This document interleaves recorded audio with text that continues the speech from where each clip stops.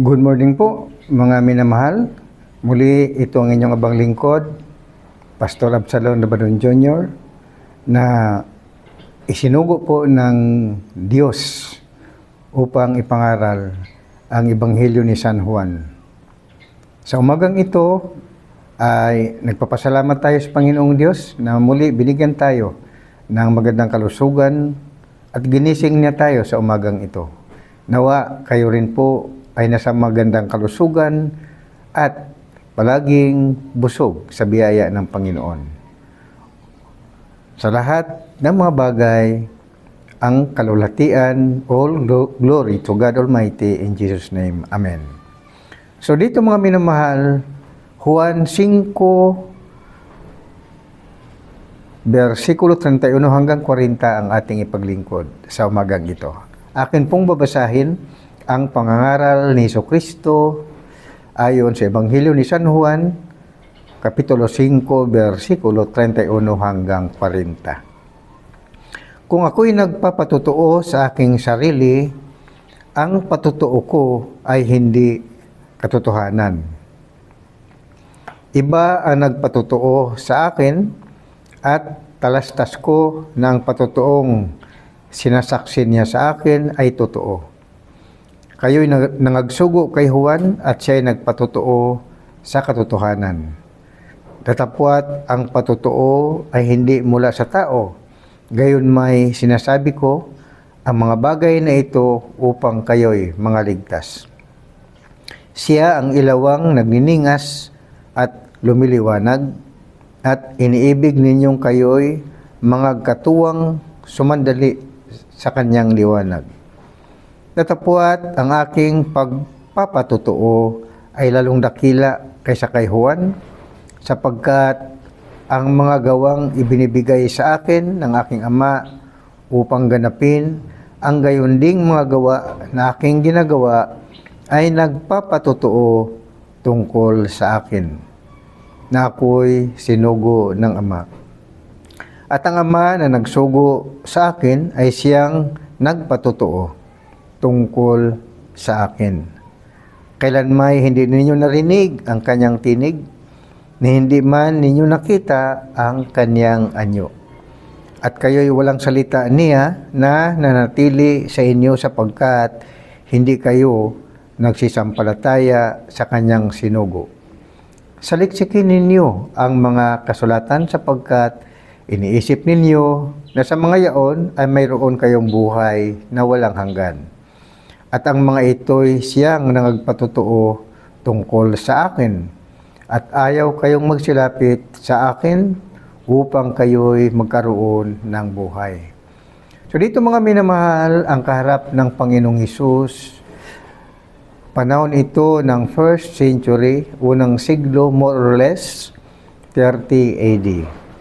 Nangaral ang Panginoong Hesus tungkol sa pagliligtas ng sangbahayan ni Israel na siya ay isinugo ng Ama upang panumbalikin ang mga Israelita sa Diyos Ama dahil ang Israel ay tumalikod. Kaya upang maniwala ang mga Hudyo tungkol sa anak ng Diyos na isinugo ng Ama, ay pinauna ang isang propeta na si Juan Bautista upang magpatutuo tungkol kay Hesus. Kaya ito ang sinasabi ng Panginoong Hesus tungkol sa Juan Kapitulo 5, versikulo 31 hanggang 35. Na si Juan Bautista ay pinatotohanan niya na si Jesus ay anak ng Diyos, kordero ng Diyos, na nag-alis ng mga kasalanan ng sanlibutan. Ang patutuong ito ni Juan Bautista ay nasusulat sa Mateo Kapitulo 3, versikulo 16 hanggang 17. Na ito ang sinasabi, at nang mabautismuhan si Jesus, pagdakay umahon sa tubig at narito nangabuksan sa kanya ang mga langit at nakita niya ang Espiritu ng Diyos na bumabang tulad sa isang kalapati. At lumalapag sa kanya at narito ang isang tinig na mula sa mga langit na nagsasabi, ito ang sinisinta kong anak na siya kong lubos na kinalulugdan. At karagdagan pa niyan sa Juan Kapitulo 1, versikulo 29 hanggang 34 na sinasabi, ng kinabukasan ay nakita ni Juan si Jesus na lumalapit sa kanya at sinabi, narito ang kordero ng Diyos na nag-aalis ng kasalanan ng sanglibutan. Ito yaong aking sinasabi, sa hulihan ko ay dumarating ang isang lalaki na magiging una sa akin, sapagkat siya ay una sa akin at siya hindi ko nakilala, datapwat upang siya ay mahayag sa Israel. Dahil dito ay naparito ako na bumabautismo sa tubig at nagpatotoo si Juan na nagsasabi, nakita ko ang Espiritu na bumababang tulad sa isang kalapati na buhat sa langit at dumapo sa kanya. At siya hindi ko nakilala, datapwat ang nagsugo sa akin upang bumautismo sa tubig ay siyang nagsabi sa akin, ang makita mong babaan ng Espiritu at manahan sa kanya ay siya nga ang bumabautismo sa Espiritu Santo. At aking nakita at pinatotohanan kong ito ang anak ng Diyos. So iyan ang patotoo ni San Juan Bautista tungkol kay Jesus. Na si Jesus ay anak ng Diyos, siya ang kordero ng Diyos na mag-aalis ng kasalanan ng sanglibutan. Kaya pinatotohanan din ni Jesus na si Juan Bautista ay isinugo ng Diyos upang magpatotoo tungkol sa Kanya. At sabi nga ni Jesus sa versikulo 35, siya ang ilawang nagniningas at lumiliwanag at inibig ninyong kayo'y magkatuwang sumandali sa kanyang liwanag. Kaya ang patotoo ni Juan ay pansamantalang pinaniwalaan ng mga Hudyo. Kaya sila nagpabautismo upang mapatawad sila sa kanilang mga kasalanan.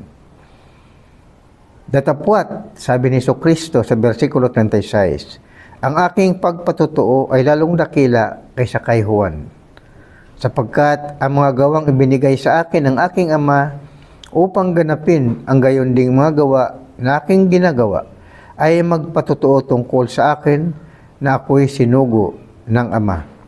At ang Ama na nagsugo sa akin ay siyang nagpatotoo tungkol sa akin. Kailanman hindi ninyo narinig ang kanyang tinig, hindi man ninyo nakita ang kanyang anyo. At kayo'y walang salita niya na natili sa inyo sapagkat hindi kayo nagsisampalataya sa kanyang sinugo. So, pinapaalalahanan ni Jesucristo ang mga Hudyo na bagamat nagpatotoo si Juan tungkol sa kanya, na siya ay isinugo ng Diyos Ama. Ang sabi ni Jesus, hindi pa rin kayo sumasampalataya sa akin na ako ay inyong Panginoon at tagapagligtas. Na sa magitan ko ay magkaroon kayo ng buhay na walang hanggan. Bakit ayaw nilang maniwala kay Jesucristo? Dahil ayaw nilang tanggapin na si Jesus ay kanilang Mesiyas. Na si Jesus ay anak ng Diyos. Bagamat nagpatotoo si Juan Bautista sa kanya at nagpatotoo rin si Jesus ng kanyang mga ginagawang mga himala sa pagpapagaling ng mga may sakit, panumbalik ng paningin ng mga bulag,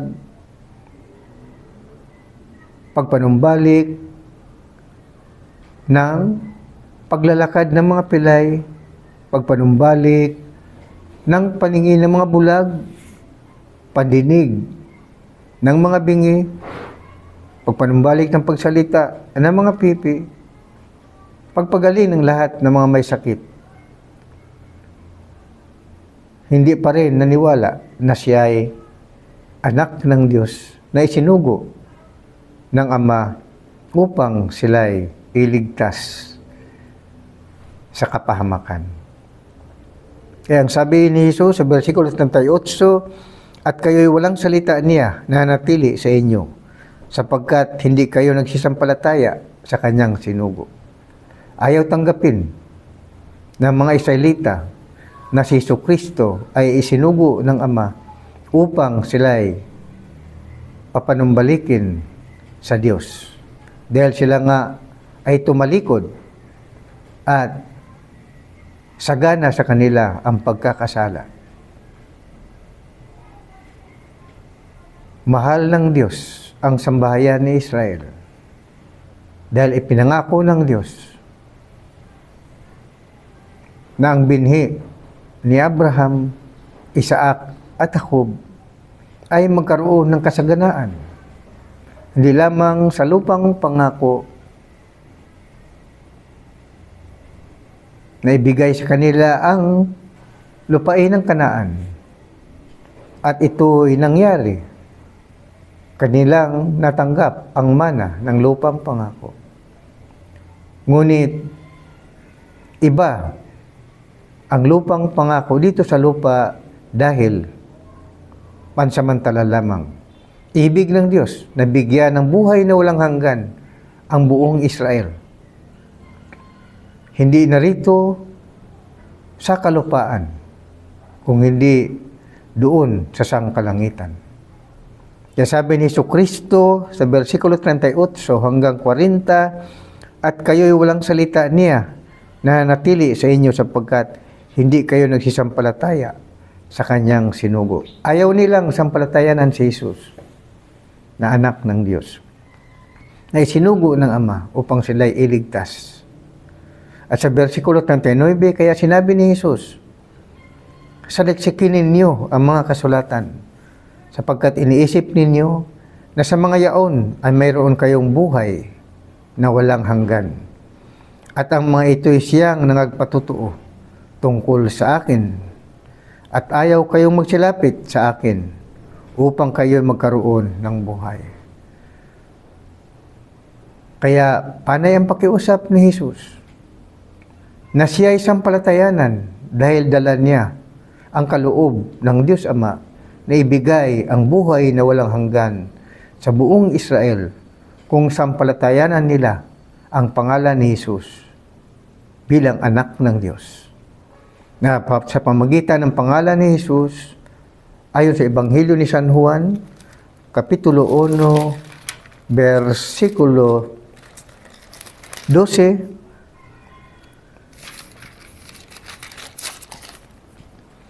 datapwat ang lahat ng sa kanya'y nagsitanggap ay pinagkalooban niya sila ng karapatang magiging mga anak ng Diyos. Sa makatuwid bagay ang mga nagsisampalataya sa kanyang pangalan. Mahalaga po ang pangaral ng Ebanghelyo ng Panginoong Hesus na sampalatayanan ang kanyang pangalan upang ang sinumang sumampalataya sa kanya ay magkaroon ng buhay na walang hanggan. Dito po, mga minamahal, ay hindi pinaniwalaan ng mga Hudyo si Jesus, bagkus siya ay pinatay. Ngunit, ang kamangha-mangha dito, bagamat ipinako nila si Jesus sa krus ng Kalbaryo, inilibing, ngunit sa pangatlong araw ay nabuhay muli mula sa mga patay at umakyat sa sangkalangitan. Magpahanggang ngayon, si Jesus ay nandoon sa sangkalangitan at patuloy ang kanyang pangaral sa magitan ng kanyang mga apostolis, mga minamahal. At bagamat patay ng mga apostolis, ang kanyang pangaral ay nanatili sa pagitan ng banal na kasulatan. At dito nga po nasusulat ang Ebanghelyo ni San Juan. Kaya sabi ng Panginoong Hesus sa versikulo 39, Juan Kapitulo 5, versikulo 39, saliksikin ninyo ang mga kasulatan, sapagkat iniisip ninyo na sa mga yaon ay mayroon kayong buhay na walang hanggan. At ang mga ito'y siyang nangagpatotoo tungkol sa akin. Kaya ang pangaral ng Ebanghelyo, mga minamahal, hindi lamang para sa sangbahayan ni Israel, kundi para na rin sa ating mga hintil. Na kung tayo'y sumampalataya sa pangalan ni Jesus, tayo ay magkaroon ng buhay na walang hanggan. Dahil magkaroon tayo ng karapatan upang tayong lahat na sumasampalataya sa pangalan ni Jesus, may karapatan tayong magiging mga anak ng Diyos. At kung basahin ko muli ang Juan, Kapitulo 1, versikulo 12, datapwat ang lahat ng sa kanya ay magsitanggap ay pinagkalooban niya sila ng karapatang magiging mga anak ng Diyos.